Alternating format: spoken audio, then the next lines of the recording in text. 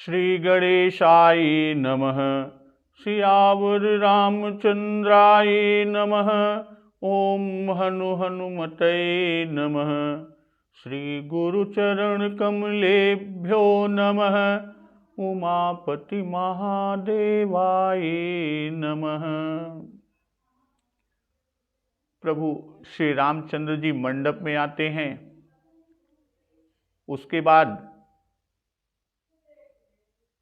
राजा जी ने वामदेव आदि ऋषियों की प्रसन्न मन से पूजा किया और सभी को दिव्य आसन देकर सबसे आशीर्वाद प्राप्त किया। उसके पश्चात बहुरी कीन्ह कौशलपति पूजा, जानी ईस समभाव न दूजा। अब फिर महाराज जनक जी ने कौशलाधीश चक्रवर्ती राजा दशरथ जी की पूजा, उन्हें ईश महादेव जी के समान जानकर पूजा किया।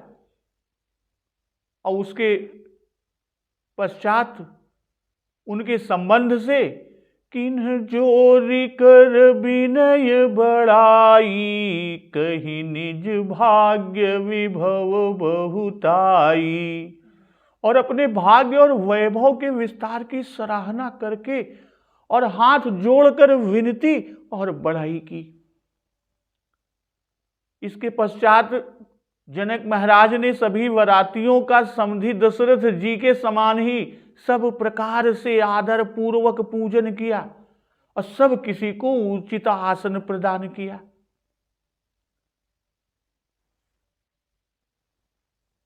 और ब्रह्मा विष्णु शिव दिक्पाल और सूर्य जी जो श्री रघुनाथ जी के प्रभाव को जानते हैं, विधि हरिहरु दिशिपति दिन राऊ, जे जानहि रघुबीर प्रभाऊ। वे सभी लोग कपट विप्र बर बेश बनाए, कौतुक देखहि अति सचुपाए। कि कपट से ब्राह्मणों का सुंदर वेश बनाकर अब बहुत ही सुख पाते हुए सारी लीला को देख रहे हैं। और उन सबको जनक महाराज जी पूजे जनक देव सम जाने, दिए सुआसन बिनु पहिचाने। और जनक जी ने उनको देवताओं के समान जानकर पूजन किया और बिना पहचाने भी उन्हें सुंदर आसन दिए। इस पर बाबा गोस्वामी तुलसीदास जी लिख रहे हैं कि पहचान को के ही जान सब ही अपान, सुधि भोरी भई आनंद कंदु बिलो की दूलव, उभय दिशि आनंदमयी।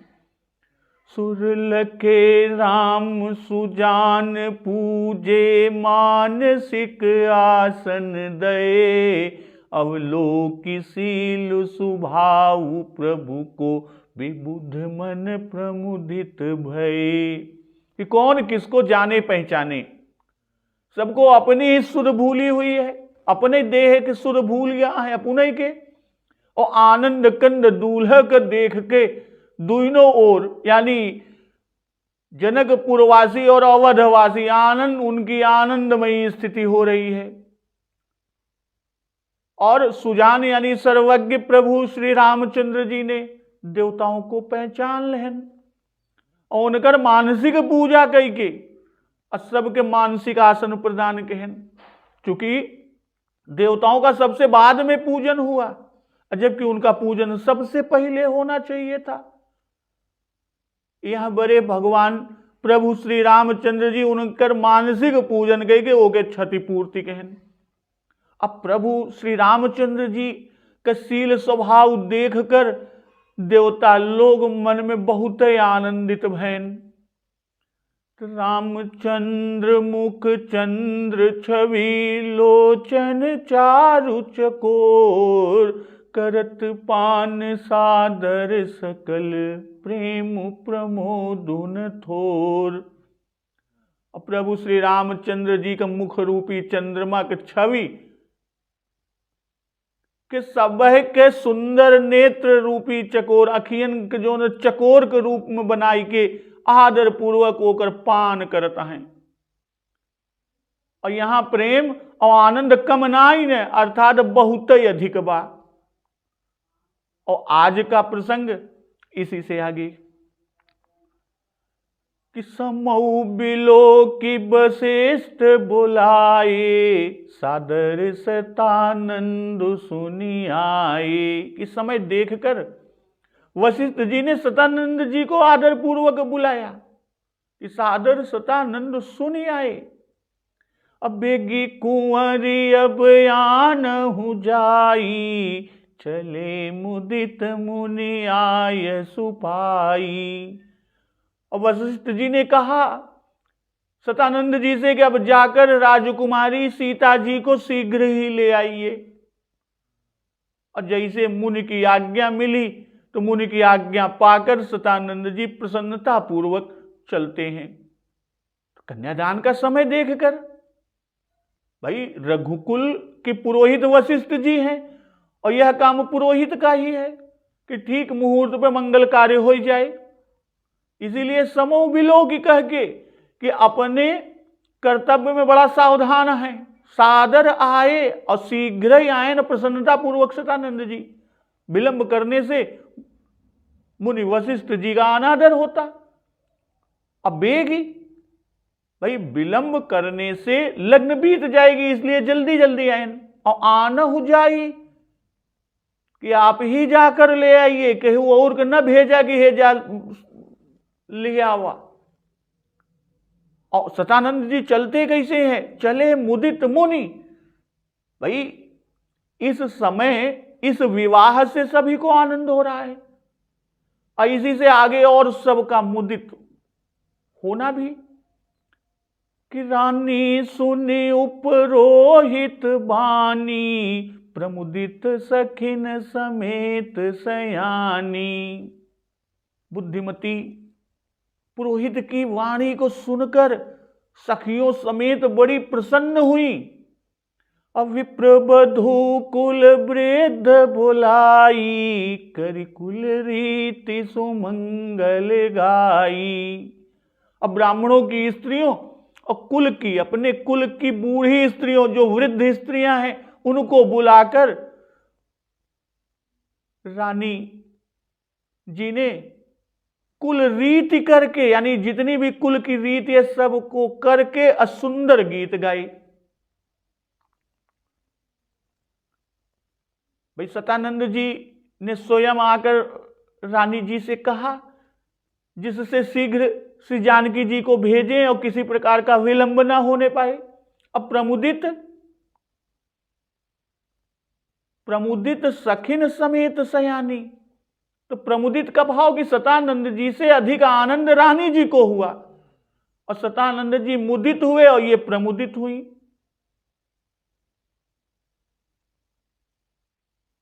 सखिन समेत सयानी, तो सयानी का भाव कि रानी बड़ी बुद्धिमान है, जानती है विलंब करने से लगन बीत जाएगी, इसीलिए उन्होंने शीघ्रता की। भाई सतानंद जी ने वशिष्ठ जी की वाणी का आदर किया कि चले मुदित मन आय सुपाई, और रानी ने सतानंद जी की वाणी का आदर किया कि प्रमुदित सखन समेत सयानी। तो वाणी सुनकर आनंदित होना और उसके अनुकूल आचरण करना यह वाणी का आदर है। और यह दोनों ने किया, सतानंद जी ने और रानी सुनैना जी ने। अब विप्रवधू कुल वृद्ध बोलाई, कलिकुल रीति सुमंगल गाई। कुल रीति मंगल गीत गा गा कर की जाती है, हर रीति में मंगल गीत होते हैं। और इस समय वेदों का काम नहीं है, स्त्रियां ही मंगल गीत गाया करती हैं। और मंगल गान करने के लिए विप्रवधू और कुल रीति बताने और कराने के लिए भाई कुल की बूढ़ी जो पुरखिनी हैं, पुरखिन जेका कहते हैं, तो कुल की बूढ़ी वृद्ध महिलाओं उन पुरखिन को बुलाया गया। और जबकि वो पहले से ही सब वहां हैं तो शंका एक बन सकती है कि सखियां तो साथ में विद्यमान ही है कि प्रमुदित सखिन समेत सयानी, तो उन्हीं से क्यों न गवाया। तो उसका उत्तर इस तरह कि कुलरीति ब्राह्मणियों के मुख से मंगलगान करा के की जाती है।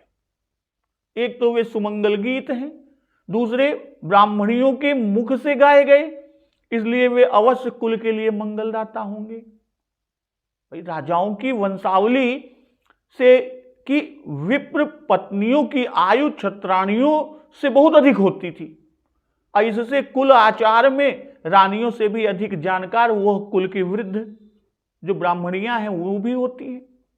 तो उनका सहाय लेने से कुल परंपरा अविच्छिन्न रहती है, वो उसमें कोई छिन्न भिन्न नहीं होने पाता, कुछ छूटने नहीं पाता। तो नारी वेश जे सुर बर भामा, सकल सुभाय सुंदरी श्यामा। भाई श्रेष्ठ देवांगनाएं जो सुंदर मनुष्य की स्त्रियों के वेश में है और सभी स्वभाव से ही सुंदरी और श्यामा यानी 16 वर्ष की अवस्था वाली हैं। तिन्हि देखि सुख पावहि नारी, बिनु पहिचान प्राण हुते प्यारी। तो इन जो देवांगनाएं हैं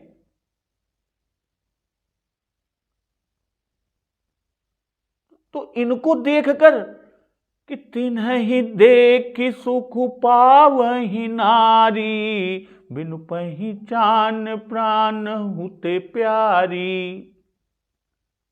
उनको देखकर रनिवास की स्त्रियां सुख पावतियां हैं, बिना पहचान इनके वो सब उनके प्राण से भी अधिक प्यारी बन गया है।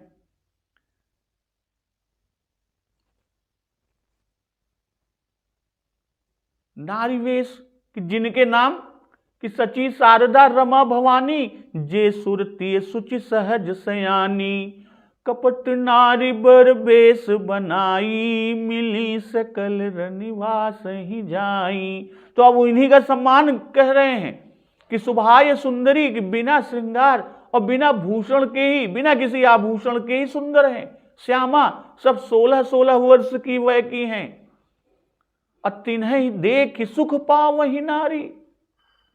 भाई जब देवताओं की स्त्रियां रनिवास में गईं तब किसी को भी अपनी ही सुधि नहीं थी, इसी से वहां पर देखना सम्मान करना नहीं हो पाया। और देख कि अब सब अपने आपे में आई गई, यानी आपन शुद्ध हो ही गया है। इसी से सब देखें और सुख पावे। तो सुख पाने का हेतु सब सहज ही सुंदर और श्यामा है, अर्थात इनकी सुंदरता को देखकर सुख पाती हैं कि अद्भुत रूप है। इसी से तिन्हे ही देखी, और देखना नेत्रेंद्रिय का काम है, जो नेत्र हमारी इंद्रिय है उसी का काम है। अब बिनु पहिचान प्राण हुते प्यारी। भाई देवियां अपना रूप छिपाए हुए हैं, कपट वेश में आई हैं, मनुष्य की स्त्रियों के वेश में आई हैं, इसी से कोई पहचान नहीं सकता। बाह्य इंद्रियों में नेत्र प्रबल है और भीतर की इंद्रियों में मन प्रबल है। देवताओं की स्त्रियों ने अपने रूप से सबके मन और नेत्रों को आकर्षित कर लिया कि तिन्हि देखि सुख पावहि नारी। इससे नेत्रेंद्रिय का आकर्षण कहे। अब बिनु पहचान प्राण हुत प्यारी से मन का, भाई प्रिय लगना मन का धर्म है, भाई प्राण से भी प्रिय लगती है। प्राण हुते प्यारी, तब फिर पूछती क्यों नहीं कि आप हो कौन, केकरे घरे कहू, कहां से आए बाटू। कारण काहे ना पूछ पाती। सबके साथ कौन कौन है? सची शारदा रमा भवानी, सरस्वती जी भी हैं। तो इन प्रश्नों के संबंध में कोई वाचा शक्ति इनकी बंद कर दी है। कौन? सरस्वती जी। क्योंकि यदि वे इस समय इस विषय में बोलती तो पूछने पर देवियों को सत्य बात कहनी पड़ती। भाई देवियां हैं और ये झूठ बोल नहीं सकती, और ऐसी प्रभाव का हो तो प्रभु श्री राम जी के ऐश्वर्य प्रकट हो जाते। तो बार बार सन्मान ही रानी, उमा रमा शारद समझानी, सिय सवारी समाजु बनाई, मुदित मंडप ही चली लवाई। अब यहां पर कि पार्वती जी, लक्ष्मी जी, सरस्वती जी के समान जानकर रानी बार बार उनका सम्मान करती हैं, बार बार सम्मान ही रानी। और उमा रमा शारद समझानी, भाई रनिवास की स्त्रियां और सखियां सिय संवारी समाज बनाई, मुदित मंडप ही चली लवाई। वो सीता जी का श्रृंगार करके अब मंडली बनाकर अब प्रसन्न होकर उन्हें मंडप में लेकर चली। तो बार बार सन्मान ही रानी। तो यहां जो देवताओं की स्त्रियां हैं, सुर नारियां, इनको देखकर स्त्रियों का सुख पाना कह रहे हैं। तिन्हई देख सुख पावहि नारी। और यहां कह रहे हैं कि रानी उनका उमा रमा और शारदा की भावना से सम्मान करती, उनके समान जानकर।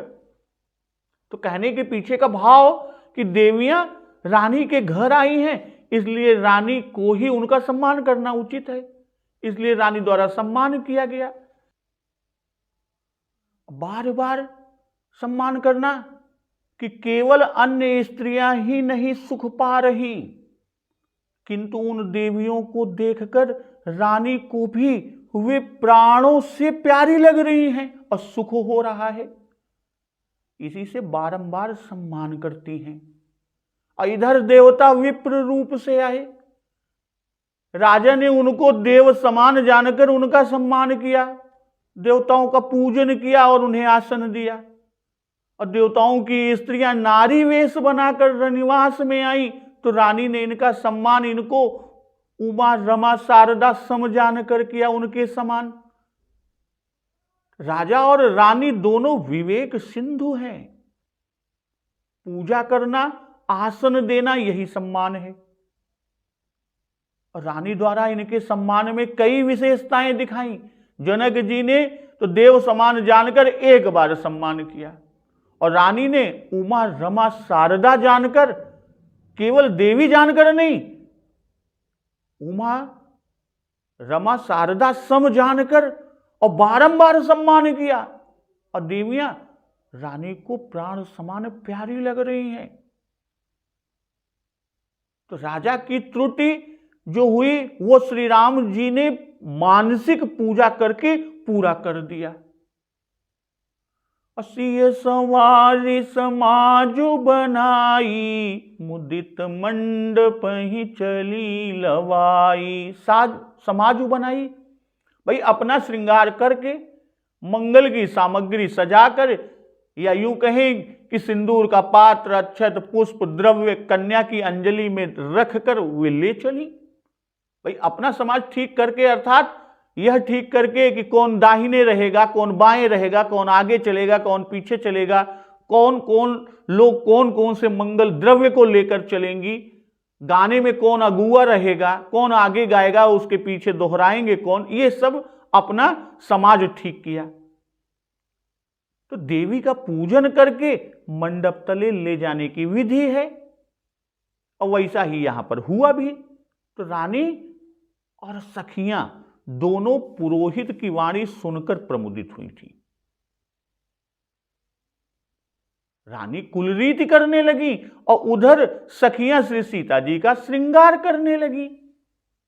अमुदित मंडप ही चली लवाई। अमुदित होने के पीछे का आशय कि यहां श्री सीता जी का श्रृंगार देखा, अब मंडप तले श्री राम जी का श्रृंगार देखेंगी। और दूसरे चलने के समय हर्ष होना यह शकुन है। और देव समाज सहित जहां प्रभु आसीन हैं वहां शक्तियों सहित श्री किशोरी जी जा रही हैं। तो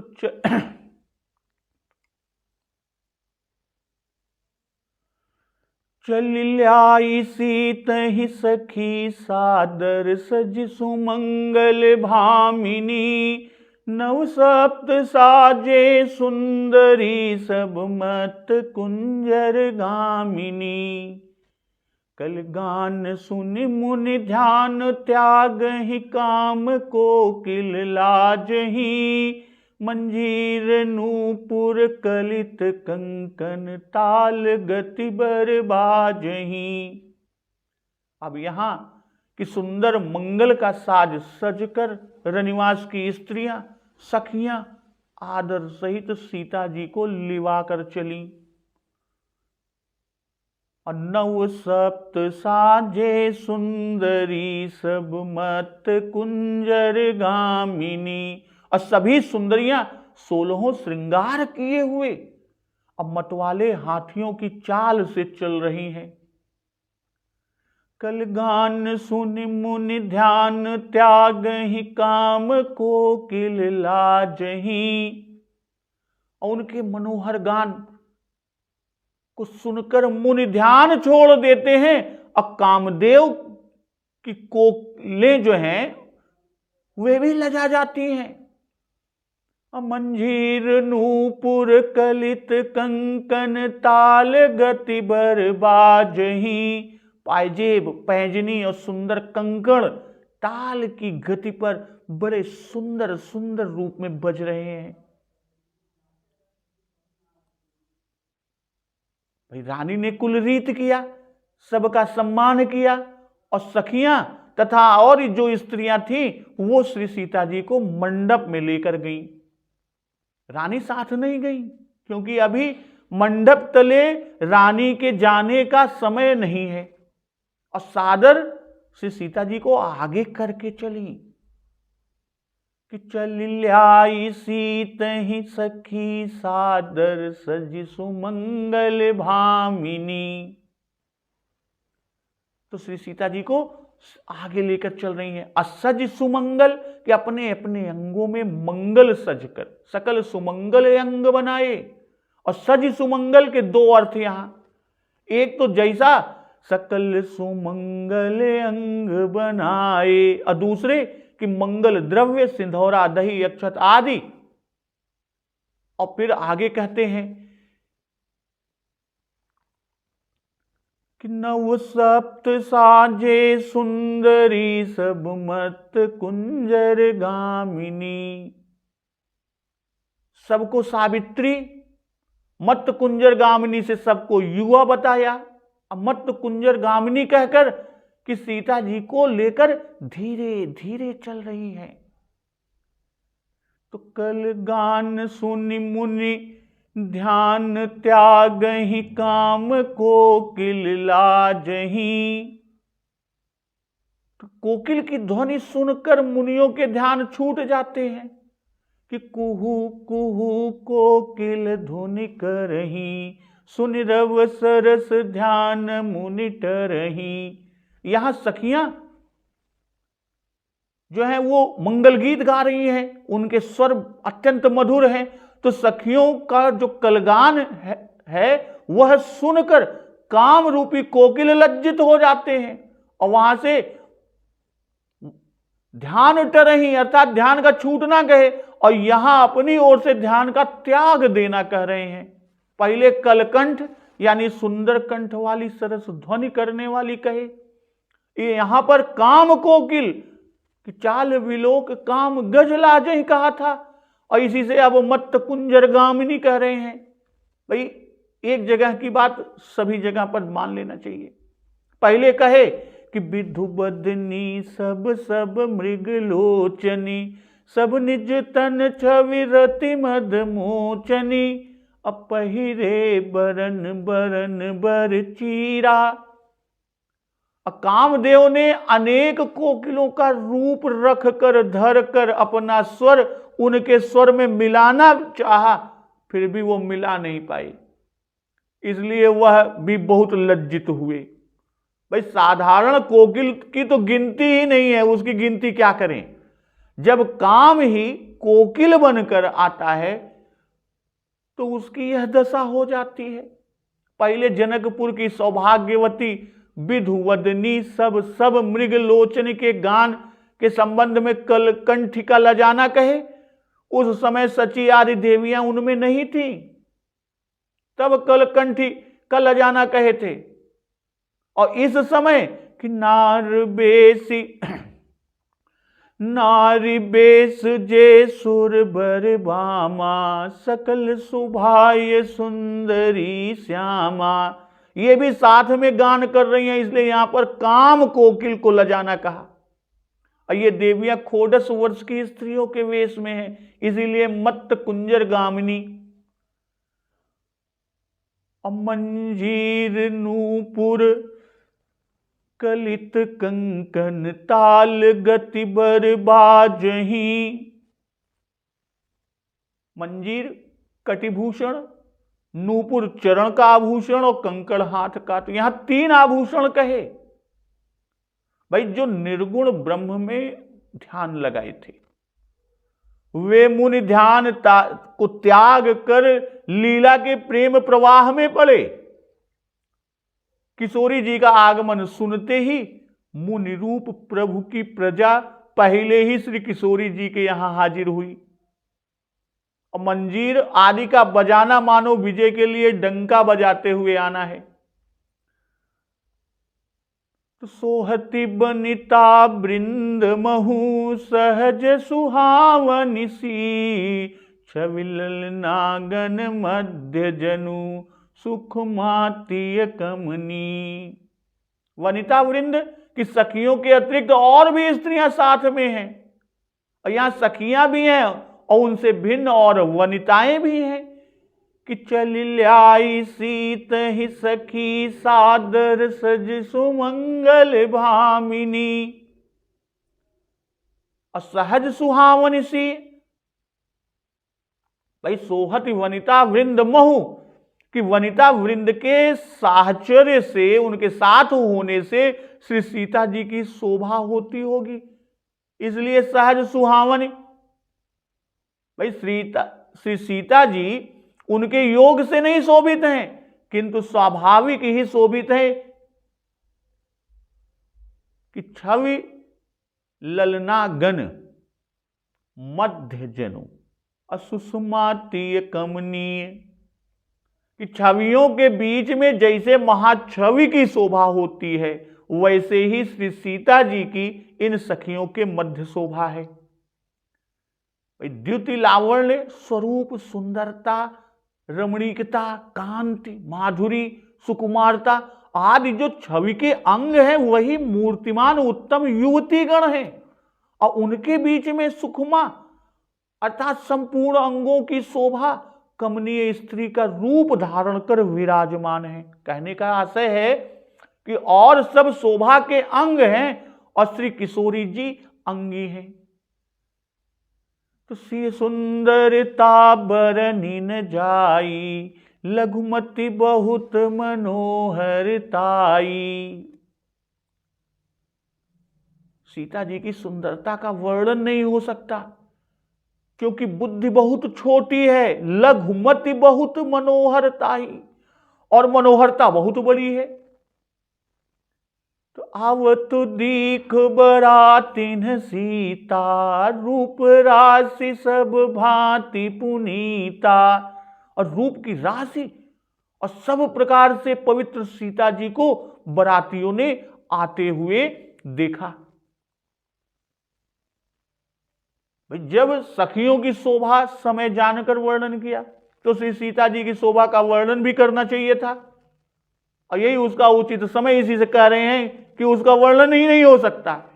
क्यों? क्योंकि लघुमति अब बहुत मनोहरताई, मनोहरता बहुत है और हमारी मति बहुत लघु है। अर्थात जितनी ही अधिक सुंदरता है, उतनी ही अधिक बुद्धि की लघुता है। फिर वर्णन को करें तो कैसे करें, यानी वर्णन करते ही नहीं बनता। जैसे श्री रामचंद्र जी चिदानंदमय हैं, वैसे ही श्री सीता जी अप्राकृतिक या अप्राकृत और चिदानंदमय हैं। किसी की भी मति क्यों ना हो, वह होगी तो प्राकृत जन्य ही, फिर वह प्रकृति पार वस्तु का वर्णन कैसे कर सकेगी, इसलिए कोई इसका वर्णन नहीं कर सकेगा।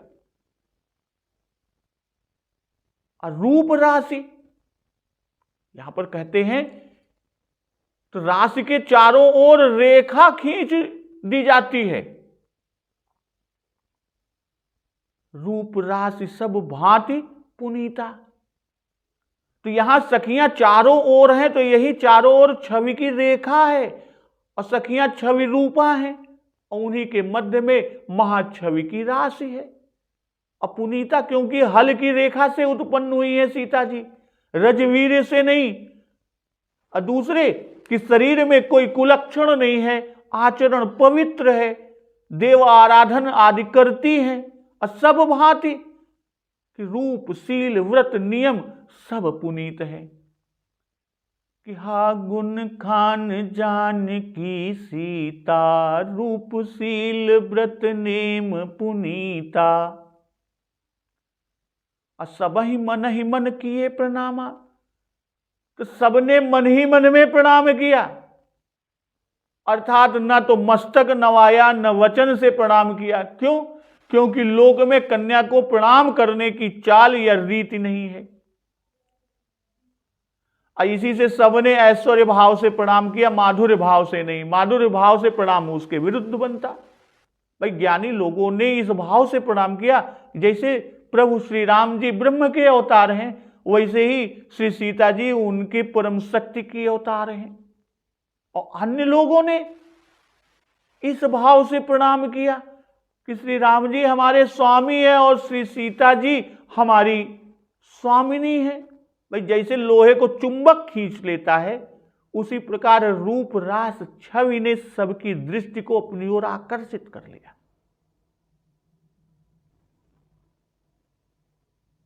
और सबके मन में पूज्य भावना सहसा उठ पड़ी, इसलिए सबने एक साथ मन ही मन प्रणाम किया।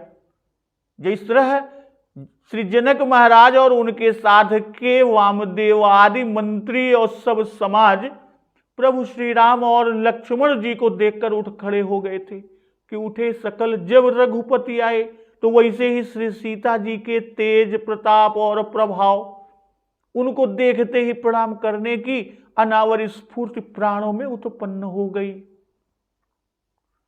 और देखी राम भय पूरन कामा, श्री राम जी को देखकर पूर्ण काम होने का भाव क्या है?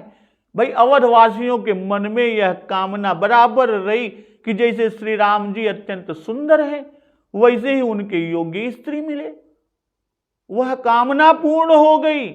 और देख ही राम, भाई पहले जानकी जी को देखकर अब फिर श्री राम जी को देखा, इस प्रकार देखा कि एक दूसरे के योग्य हैं, अथवा श्री जानकी जी को देखकर राम जी को देखने का भाव कुछ लोगों का कि श्री जानकी जी की परमा शोभा देखकर वह सोच विचार करने लगे, विचारने लगे क्या श्री राम जी इनके योग्य हैं कि नहीं, ये इतनी सुंदर हैं, इनके सदृश होना कठिन है। तो ऐसा सोचकर राम जी को देखा, तब निश्चित किया कि उनके योग्य हैं, तब पूर्ण काम हुआ। तो हर से दशरथ सुतन समेता, कहीं न जाय उर आनंद जेता। यहां राजा दशरथ जी पुत्रों सहित हर्षित हुए और उनके हृदय में जितना आनंद था वह कहा ही नहीं जा सकता। जिसका जितना सगा या निकट का नाता है उतना ही अधिक सुख है। श्री राम जी दशरथ जी के पुत्र हैं और श्री भरत लक्ष्मण शत्रुघ्न जी के बड़े भाई हैं। इसी से पिता और भाइयों को सबसे अधिक आनंद हुआ। जब सबों ने प्रणाम किया तब भाइयों को भी प्रणाम करना चाहिए था, पर उन्होंने प्रणाम न किया क्योंकि वे आनंद में डूब गए थे, प्रणाम करना ही भूल गए, इतना आनंदमग्न हो गए। असुर प्रणाम कर बरसहि फूला, मुनि असीस धुनि मंगल मूला। देवता स्वर्ग यानी आकाश में है, इसी से उन्होंने प्रकट प्रणाम किया। उनको माधुर्य में यानी प्रणाम के विरुद्ध होने का, प्रणाम से ऐश्वर्य खुलने का कोई भय नहीं, कोई डर नहीं। वे जानते हैं कि ये ब्रह्म की आदि शक्ति है, जगत जननी है, तो उनका प्रणाम ऐश्वर्य भाव से है। और दूसरी तरफ कि ये विमानों में बैठे हैं, जो बरसे ही फूला फूल बरसा रहे हैं, नीचे वाले लोग उन्हें देख नहीं सकते। और तीसरी बात कि बराती जनाती सब युगल माधुरी दर्शन में, प्रभु सियाराम जी के दर्शन में मग्न है, तो ऊपर देखेगा ही कौन? भाई देवता तो भी प्रवेश से मंडल तले बैठे हैं। भाई एक प्रश्न हो सकता है, तो फूल कैसे बरसाए? तो इसका समाधान बाबा जी बता रहे हैं कि देवताओं में यह शक्ति है कि एक रूप से एक जगह बैठे रहे और दूसरे रूप से दूसरी जगह भी उसी समय दूसरा कार्य भी करते रहे। भाई मंडप तले विप्र वेश में तो गिने चुने देवता ही हैं, जो श्री रघुवीर जी के प्रभाव को जान रहे, खाली वही देव हैं। अशेष सब आकाश में विमानों पर बैठे हैं और वही फूल बरसा रहे हैं। तो मुनि आशीष धुनि मंगल मूला, और मुनियों का आशीष जो है वो मंगल का मूल है। जब देवताओं ने प्रणाम किया, फूल बरसाए, तब मुनियों ने भी प्रणाम करके आशीर्वाद दिए। और आशीष भी पुष्पों की वृष्टि के समान ही है। देवताओं ने श्री सीता जी को प्रणाम किया, श्री राम जी को प्रणाम नहीं किया, केवल जय जयकार किया। तो श्री राम जी ने देवताओं को मानसिक आसन दिया, पूजा की, और श्री सीता जी ने यह नहीं किया। देवियां सखी भाव से सीता जी के साथ हैं, खोडस वर्ष की अवस्था में हैं, सीता जी का श्रृंगार करने और मंडप में ले जाने में सम्मिलित हैं, और उस पर भी ब्रह्मा आदि विप्रवेश में है और सची आदि छत्राणियों के वेश में है। तो गान निशान कोलाहल भारी, प्रेम प्रमोद मगन नर नारी। भाई गान और नगाड़े का भारी शोर मचा है, और सब स्त्री पुरुष प्रेम और आनंद में मग्न है। यही विधि सीय मंडप ही आई, प्रमुदित शांति पढ़ई मुनि राई। तो इस विधान से, यानी इस विधि विधान से श्री सीता जी मंडप में आती हैं, अब मुनिराज बहुत ही आनंदित होकर शांति पाठ पढ़ रहे हैं। अतहि अवसर कर विधि व्यवहारू, दुहु कुल गुरु सब कीन है अचारू। और उस समय का जो भी विधि व्यवहार था, वह सब आचार व्यवहार दोनों कुलगुरु अर्थात श्री वशिष्ठ जी और श्री सतानंद जी द्वारा किया गया। तो गान निशान कोलाहल भारी, प्रेम प्रमोद मगन नर नारी।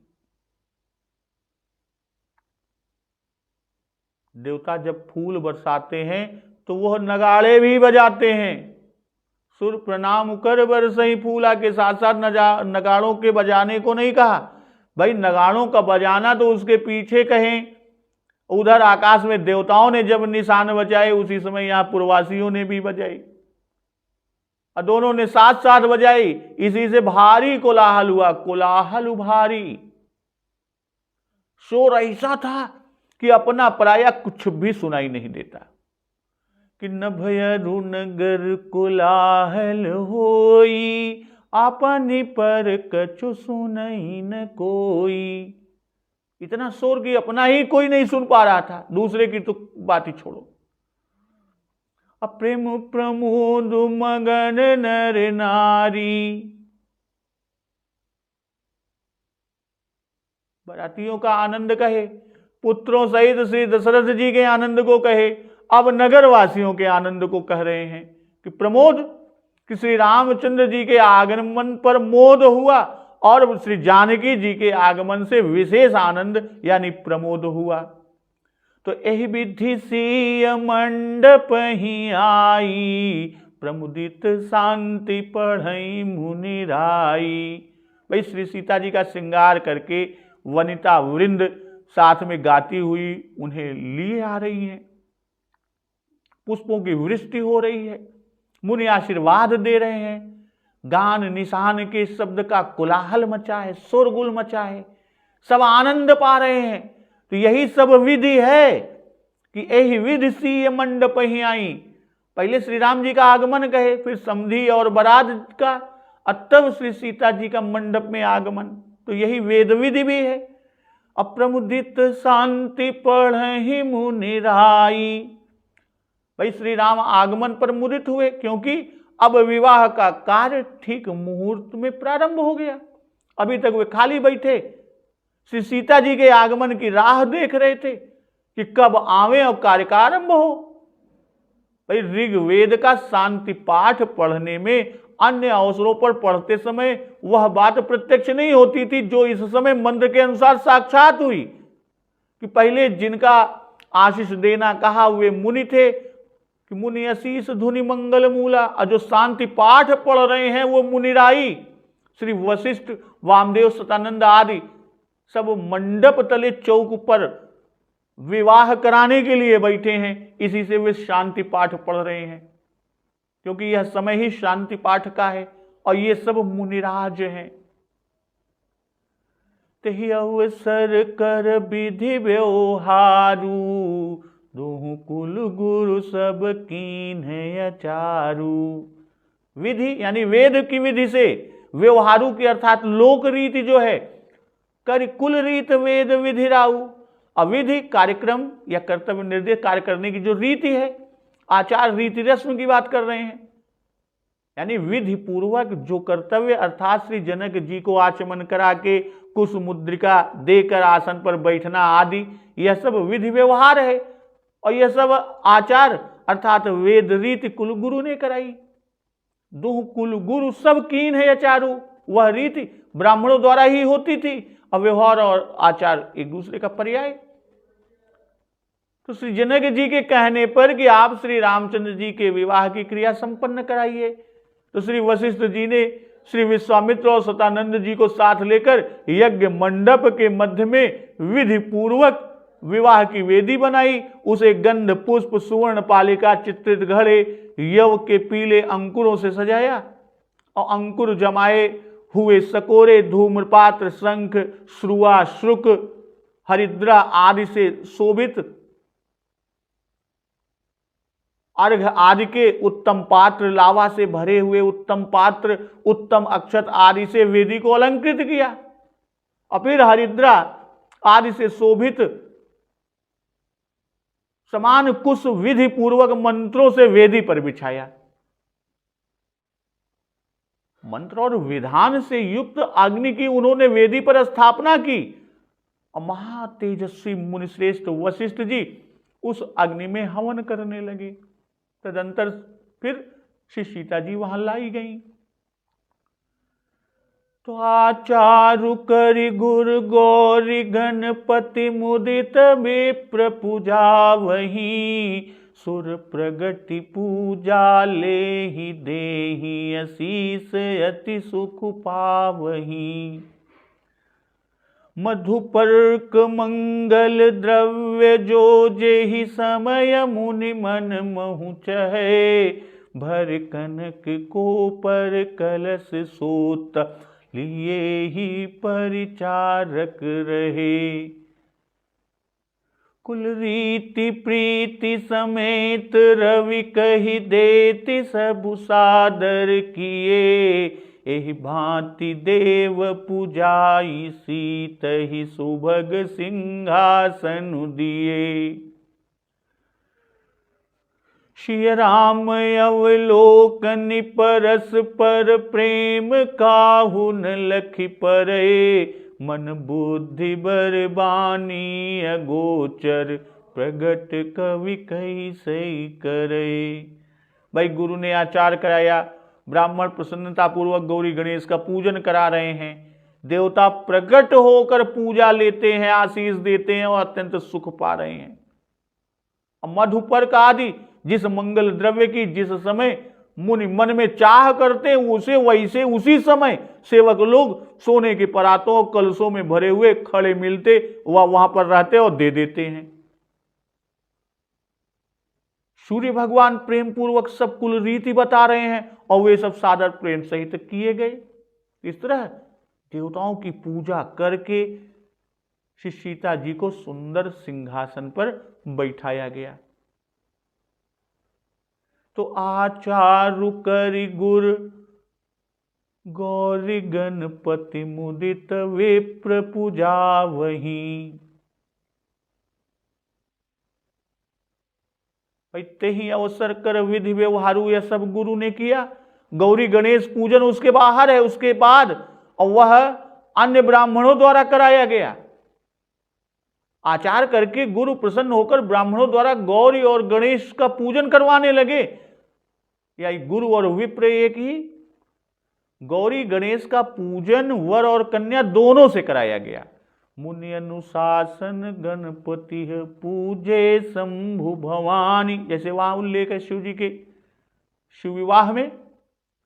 भाई मंत्र पढ़ते ही मुदित कि मंत्र पढ़ते ही देवता प्रकट हो जाते हैं और उनका दर्शन पाकर ब्राह्मण प्रसन्न होते हैं। असुर प्रगति कि देवता पहले कपट से विप्रवेश बनाकर आए, जिससे श्री राम जी का ऐश्वर्य ना खुले, तो अब कैसे प्रकट हुए? तो इसका उत्तर ये कि इस समय प्रकट होने से ऐश्वर्य खुलने का भय नहीं, कोई संदेह नहीं है, क्योंकि मंत्र के प्रभाव से देवता प्रकट होते हैं और यह सब जानते हैं। तो यहां वशिष्ठ, वामदेव, विश्वामित्र आदि ऐसे ऐसे ऋषि सब कार्य करा रहे हैं और देवताओं के प्रकट होने से लोग उन्हीं की बड़ाई करेंगे कि देखिए इतने आज ये मुनिश्रेष्ठ इतने, कि इनके आह्वान से देवता प्रकट हो रहे हैं। तो यह इनके ही मंत्रोच्चारण का प्रभाव है। इसी प्रकार श्रृंगी ऋषि द्वारा जब पुत्रेष्ट यज्ञ हुआ था तब अग्निदेव प्रकट हुए थे कि भगति सहित मुनि आहुति दीन्हे, प्रगटे अग्नि चरु कर लीन्हे। इसलिए किसी को संदेह नहीं हो सकता, श्री सीताराम जी के कर कमलों से पूजा लेने को अपना बड़ा सौभाग्य देवता मानते हैं, इसलिए प्रकट होकर पूजा ग्रहण करते हैं और आशीर्वाद देते हैं। अति सुख पावही, जब देवता पूजा लेने के लिए प्रकट हुए तब दर्शन पाने से सुख हुआ और आशीष देने लगते।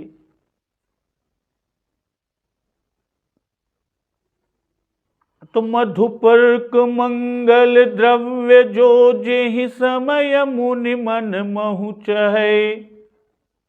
भाई आज्यमेकम पलम ग्राह्यम दधि त्रिपल मेव च मधुपल मेकम तु मधुपर्कः स उच्यते। कहने का भाव कि 3 भाग दही, 1 भाग शहद और 1 भाग घी एक में मिलाने पर जो द्रव्य बनता है उसी को मधुपर्क कहते हैं। और देवताओं पर चढ़ाने से देवता बहुत प्रसन्न होते हैं और इसका दान करने से सुख और सौभाग्य की वृद्धि कही जाती है। और तांत्रिक पूजन में इसका बहुत उपयोग होता है। और कुछ विद्वत टीकाकार और संत मुनि का कहना है कि दही, घी, शहद, जल और चीनी इन 5 के समूह को भी मधुपर्क कहते हैं। तो विवाह समय कन्या का पिता वर के ओष्ठ में इसे स्पर्श कराता है। मंगल द्रव्य औषधि, चंदन, कुश, तीर्थ जल आदि, तो इस समय ये मंगल द्रव्य जल में भी छोड़े जाते हैं। मुनि मन महु चहै कि उनको मुख से कहना नहीं पड़ता, यानी मन में जैसे चाह होती है सेवक तुरंत दे देते हैं। सेवकों का सब जाना हुआ है कि किस समय में कौन सा मंगल द्रव्य का काम पड़ता है। भाई आज के समय में भी जब आप पूजन करते हैं, विवाह की वेदी पर बैठते हैं, तो जैसे पंडित जी सोचते हैं तब तक जो साथ रहते हैं वो उठा के दे देते हैं। परिचारक भी बहुत हैं। वशिष्ठ जी के पास हैं कुछ लोग, कुछ सतानंद जी के पास।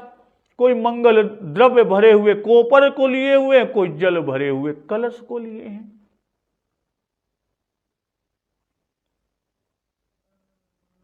तो कुल रीति प्रीति समेत रवि कही देत सब सादर कियो। भाई रघुवंशी सब सूर्य कुल के हैं, इसी से इसे भानुवंश यानी सूर्य वंश कहा जाता है। अकुल वृद्धि कुल की रीति बताते हैं। तो अपने कुल में ब्रह्म ने अवतार लिया, इसलिए वे स्वयं ही रीति प्रेम पूर्वक बताते जाते हैं सूर्यदेव। अप्रीति समेत कि सूर्य की कुल देवताओं में प्रीति है। सब सादर किए, यह कि सूर्य ने भक्ति पूर्वक बताया और इसी से प्रभु श्री सीताराम जी ने आदर तथा भक्ति पूर्वक पूजन किया। तो यही भांति देव पूजाई सीत ही सुभग सिंहासन दियो, कि जैसा जैसा सूर्य जी बताते गए वैसा वैसा वे देवताओं का पूजन करते गए। पहले गौरी गणेश का पूजन, फिर कुलदेव का पूजन, और यह सब पूजन श्री सीताराम जी से ही कराया गया। और यह पूजा वेदी पर हुई, तत्पश्चात वे सिंहासन पर बिठाई गई। सुभग सिंहासन दिए, जैसा दिव्य सिंहासन श्री वशिष्ठ जी आदि महर्षियों और विप्र वेशधारी देवताओं को दिया, वैसा ही दिव्य सिंहासन सीता जी को बैठने को दिया। सिय राम अवलोकन परस्पर प्रेम काहुन लखि परय। श्री जानकी जी तो अत्यंत और राम जी अत्यंत संकोची हैं।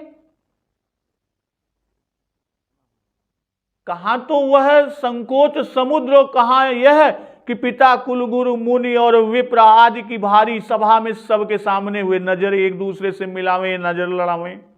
इसका कारण कि विवाह पद्धति में ऐसा उल्लेख है, आदेश है कि वर और कन्या सम्मुख होकर परस्पर अवलोकन करें। वर दुल्हन को नख से सिख तक और दुल्हन वर को देखे, यह समंजन कहलाता है। तो वही रीति यहां कराई गई। श्री सीता जी को सतानंद जी ने और राम जी को वशिष्ठ जी ने अवलोकन करने की आज्ञा दिया। प्रेम काहुन लखि परे, वह प्रेम किसी को लख नहीं पड़ा, दिखाई नहीं पड़ा, जान नहीं पड़ा, क्योंकि वह मन बुद्धि और वर वाणी को भी अगोचर है, अर्थात मन बुद्धि और वाणी की पहुंच वहां नहीं है।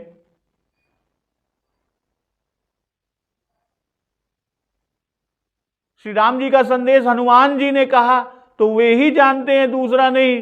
तब कोई कैसे जान सके कि तत्व प्रेम मम कर मम यरु तोरा, जानत प्रियाए कुमन मोरा।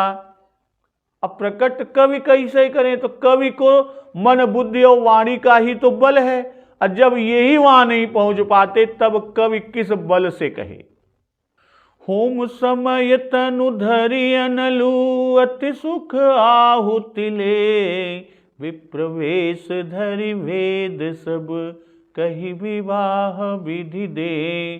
भाई हवन के समय अग्निदेव शरीर धारण करके बड़े ही सुख से आहुति ग्रहण करते हैं और सारे वेद ब्राह्मण का वेश रखकर विवाह की विधियां बताए देते हैं। तो इस तरह प्रभु श्री श्री राम जी के विवाह के आगे का जो अमृत धारा है उसका श्रवणपान हम लोग अगले दिवस की कथा में करेंगे। तो एक बार जोर से बोलिए, सियावर रामचंद्र की जय, पवन सुत हनुमान की जय। जगत जननी मां जगदम्बा की जय, गुरुदेव भगवान की जय, उमापति महादेव की जय। जय श्री राम।